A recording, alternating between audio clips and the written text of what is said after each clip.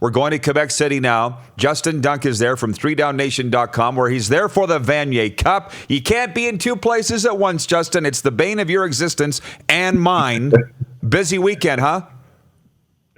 Man, if only we could teleport, but maybe at some point in the near future we can, Roddy. Justin, we'll get to Vanier Cup in a moment, but your take from Grey Cup week so far, the awards that were handed out, the Players Association All-Star Team, there's some juicy things out there in the last 24 hours. Oh boy, there really is, and there's going to be some more juicy stuff come out after the week is over as well. It seems like there could be some shakeups going on throughout the league. You mentioned what could happen with the Calgary Flames and obviously the Toronto Maple Leafs firing Mike Babcock. I think we could see some other moves coming up here in the near future. Overall, in Calgary, seems like there's a decent buzz for the game out there. Not sold out yet. You'd like to see that, but I predict the TV ratings will definitely be up from the game last year. That's almost a certainty. And as far as you mentioned, the CFLPA All-Star Team, very interesting to see Andrew Harris not a part of it, but LP Bourassa, the long snapper for the Ottawa Redblacks, who did test positive for a performance-enhancing substance, was on there. So we need to get all that stuff cleaned up. It makes no sense. One guy's suspended for 2 games. Well, they're both suspended for 2 games. One makes the All-Star team, the other doesn't. What can you tell us about the coaching carousel? Interesting that the players voted for Kahari Jones as Coach of the Year, and he never even made it as a finalist, as voted on by the media. Do you have anything new on the Montreal coaching situation? Well, apparently out in Montreal, they're nearing agreement on a contract with Kahari Jones, and it seems like all but likely that he actually puts pen to paper. Until it happens, though, it's an entirely different matter because we still have to figure out, obviously, who's going to be the owner there. And more importantly, in Kahari Jones's case, who's going to be the general manager? You don't want to sign a head coach contract without knowing who that man is going to be. So Patrick Boivin, the president, needs to work quickly out there in Montreal so they don't lose Kahari Jones, potentially even just down the highway. The Ottawa Redblacks would surely love to get their hands on Jones.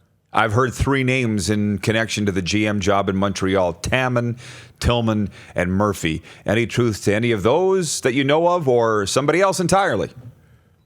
Yeah, I would imagine a couple of those names are in the carousel. One statement I can make as a fact, and I don't want to get too much into speculation, is that Kahari Jones has been assured that Danny Machocha will not be the GM of the Alouettes. Now, that can always change, but he has been told that, and there has been a meeting between the two, but it didn't really pan out the way that maybe Jones wanted to. Obviously, Brendan Taman does have a connection to Kahari Jones from their days in Winnipeg together, so that would make a ton of sense. And then Eric Tillman does have the same agent, Gil Scott, as Kahari Jones, so those names make sense that they're in the mix. You teased coaching changes. There could be so many. I mean, obviously with Mike O'Shea, Jason Maas, BC's looking for a coach, Ottawa. Where do you want to go with that? Can you tell us what you know this morning?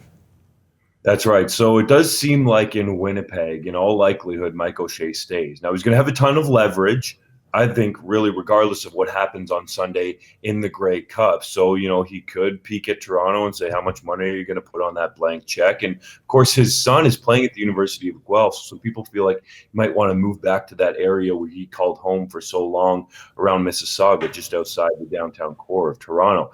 As for closer to you guys in Edmonton with the Eskimos, discussions are ongoing between Moss and Sunderland to find out if indeed they are on the same page going forward. But I told you guys a long time ago on the show that Marcel Belfait was hired as a scout. No one's still seen him on the road mining for talent. I'm told that he's going to be one of the favorites for that job. Don't rule out Jamie Elizondo going to Edmonton as well. Him and Trevor Harris are very close. That's, of course, if Moss is let go. And if the dominoes fall that way, Moss could end up on the West Coast with his good buddy Ed Hervey. Last one from me, and then these guys will have some, but the rumors are rampant that the Riders will make a change at offensive coordinator with Stephen McAdoo. However, as Lancaster said in this town, JD, if you don't hear a rumor by noon, start one. So I'm not really sure where to go with that. Are you hearing anything? That's a great line.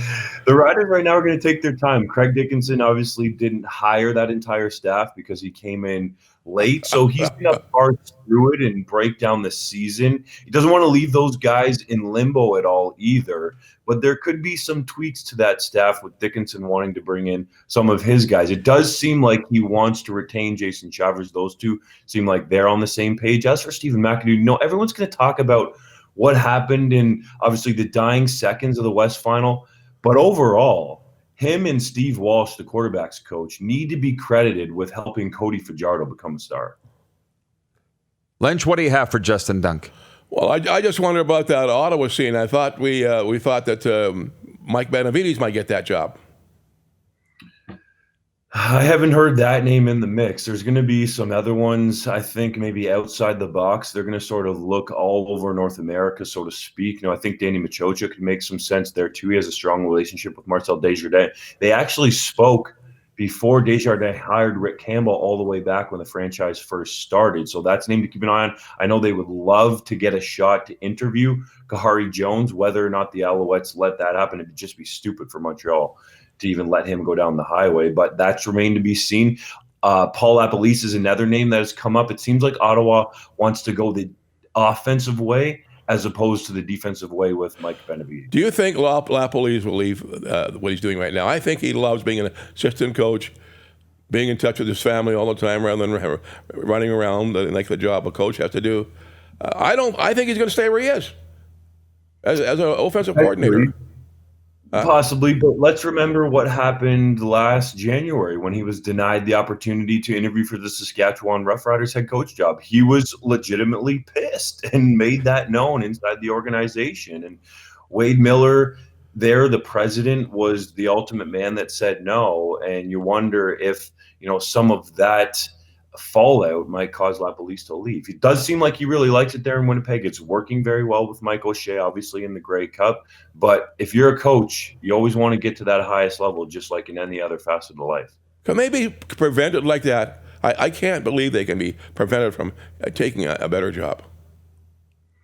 Yeah, that needs to be something that has to be addressed in the offseason with Commissioner Randy Ambrose. He's got a lot on his plate. But if there is a position that is above where you currently are, so offensive coordinator, head coach, you should be allowed to interview. I want to get to the Vanier Cup, and you put on you had the story on 3 Down 2 about the conversation between getting the Vanier Cup to Grey Cup week and in the same location. How close are we to seeing that, and how are things in Quebec?